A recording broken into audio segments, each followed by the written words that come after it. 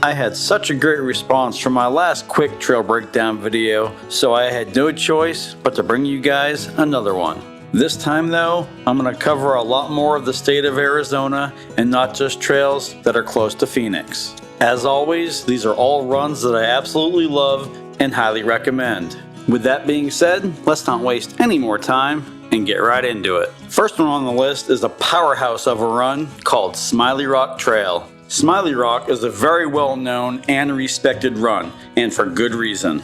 Don't be fooled by the name because plenty of people have come off this trail not smiling at all. Smiley Rock is very notorious for being extremely rocky and very rough, especially through the portion of the trail called Martin Canyon, which I think is the most difficult part. Now you can choose to stick to the main trail, or you can veer off the main trail and stick to the washes. If you stick to the washes, you better bring your A game and a built rig, not to mention a second vehicle.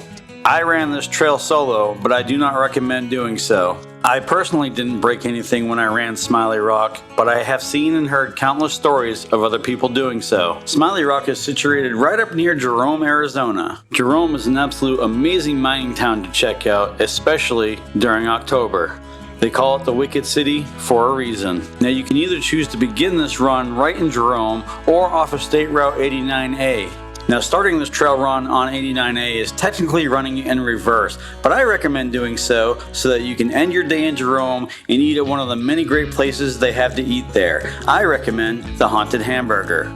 It does snow up in this area during the winter time, so if you want to run it in the snow, just be wary because it does make it twice as difficult and treacherous. Smiley Rock is 22 miles long and has a difficulty rating of 5 out of 10 on OnX Off-Road. I firmly believe that is lowballing and it should be rated at least a 7. I say this because there are just countless ways that you're either going to puncture a tire or break something. There's even a good chance for body damage if you're not careful, especially if you want to run the more difficult washes. If you do decide to run those washes with extremely large boulders, the difficulty rating goes up drastically. The elevation high point of Smiley Rock Trail is 7,240 feet. Don't forget when you're out there to locate and get pictures with Mr. Smiley Rock. Next up on the list is the amazingly beautiful Tater Ridge to Marble Canyon Overlook. This incredible run is located in northern Arizona up in the Kaibab National Forest, just north of Grand Canyon National Park. This absolutely incredible and awe-inspiring location is without a doubt a favorite of mine.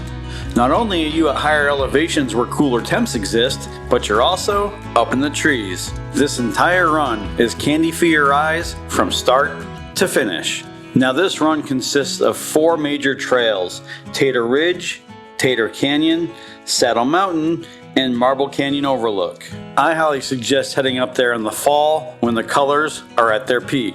This amazing run offers probably the best mix of conifers I've ever seen. You get an abundance of aspen trees, spruce, fir, and ponderosa pines. Along Tater Canyon, you'll drive through the biggest and longest sweeping rice grass meadow I have ever visited. And it truly is an amazing sight to see. This sweeping meadow was an absolute highlight on this run for me. One of the biggest bonuses is when you get to the end and you get to Marble Viewpoint. Not only do you get to gawk at some amazing views, you also get the incredible privilege of camping at such an iconic campsite. I couldn't have loved this site more than I did, and I'm pretty positive you'll love it too. Next up on the list is an area not too far from the beginning of the Tater to Marble View run. Situated within the Vermilion Cliffs National Monument is the highly unique and amazingly beautiful White Pocket. There are a few different ways you can get into White Pocket, but we're going to concentrate on White Pocket Trail and the White Pocket Recreation Area themselves. The road to White Pocket is rated a 2 out of 10 on OnX Off-Road. Don't let that rating fool you though, as this road is very sandy most of the way, and some of it is pretty deep. So 4-wheel drive is still recommended. White Pocket Trail is covered in mostly sagebrush and cedar trees, but you'll also see some pretty stunning rock formations along the way. White Pocket Trail is just under 9.5 miles long and has an elevation high point of 6,421 feet. The crown jewel of this run, obviously, is the recreation area itself. This is an area that I promise if you visit, you will never forget. Obviously, this is an extremely popular area for photographers and videographers alike. With its coral colored rock formations and its mixed in red swirl patterns, you can easily see why it's such a unique place. White Pocket is comprised of mostly sandstone and is just about 100 square acres. Although that isn't very much in terms of land size, you're not going to be exploring every nook and cranny of White Pocket in a day. This section, known as the Brain Rock section, was easily my favorite area to explore that day. Getting to spend time in a place like this was an absolute gift. If you plan on visiting White Pocket, make sure to plan for a pretty long day.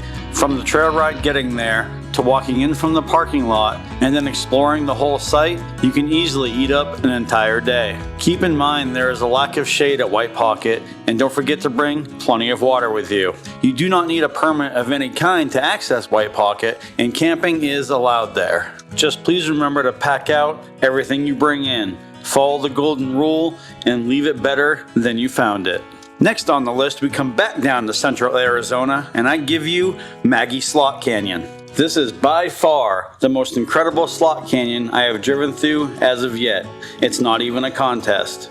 The trail in its entirety runs all the way from Alamo Lake all the way out to I-40 near Yucca, Arizona. I only ran the portion with the slot canyon, but if you run the whole thing, it's just about 63 miles long. This is an area that you really don't want to miss. When I say this is a place you need to visit, I absolutely mean it. Not only can you drive the main slot canyon, but you can also explore a few different mini slot canyons on foot. Be aware that driving this slot canyon in a longer wheelbase vehicle such as a Jeep Gladiator or a full-size pickup could be very difficult. There were a couple areas that were even almost too tight for the Bronco. But don't worry, I have seen Gladiators run this route. Also be aware this is a very popular route with the locals, so you will see some traffic. The added bonus of running Maggie Slot Canyon is there are a plethora of other areas that are close by that you can check out, including Signal Ghost Town and McGuffey Cabin.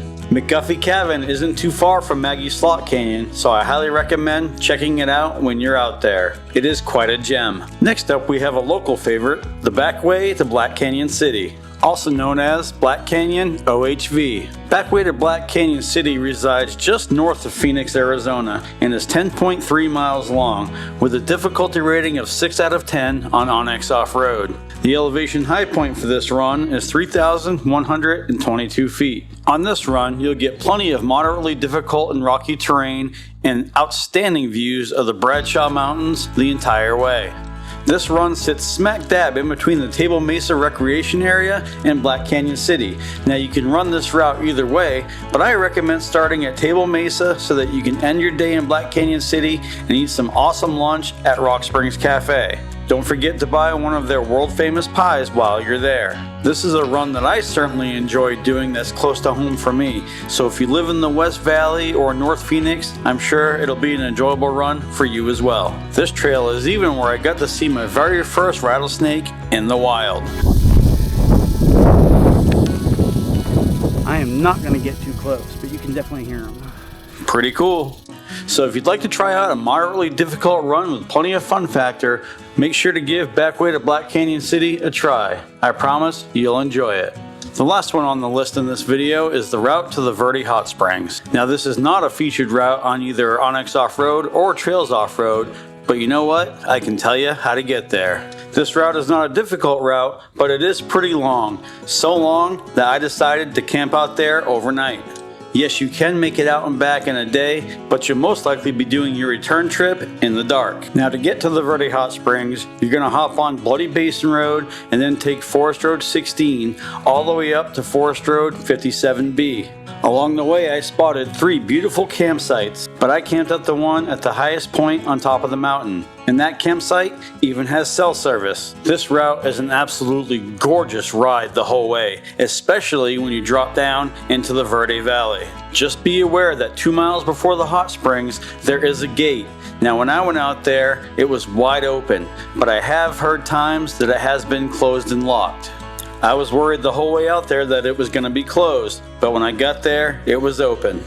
I took my chances, maybe you could as well. Right around the corner from this highly questionable gate, you'll find an old ranch. It's in pretty good condition, but it is kind of creepy in my opinion. Right past the homestead, you'll hit the dead end, and then you'll hike about a quarter of the mile in to the hot springs. Now keep in mind there might be other people at the hot springs already, because even though this isn't the only way to get to the hot springs, it's definitely longer and more difficult than coming in from the Childs across the river. Once you're there though, you can enjoy the peace and tranquility of the Verde River, jump in the hot springs, and check out all the hand-painted art that's in the area. And let me tell you, there's plenty of it to check out. I didn't get to spend a whole bunch of time there, but it was really great to check out all the hot springs had to offer while I was there. One of the springs is inside a cave, but it didn't smell very good in there, so I don't recommend getting in that portion of it. It was very cool to check out though. I just don't think anyone's used that part of the spring in a very long time. It truly is such a great spot.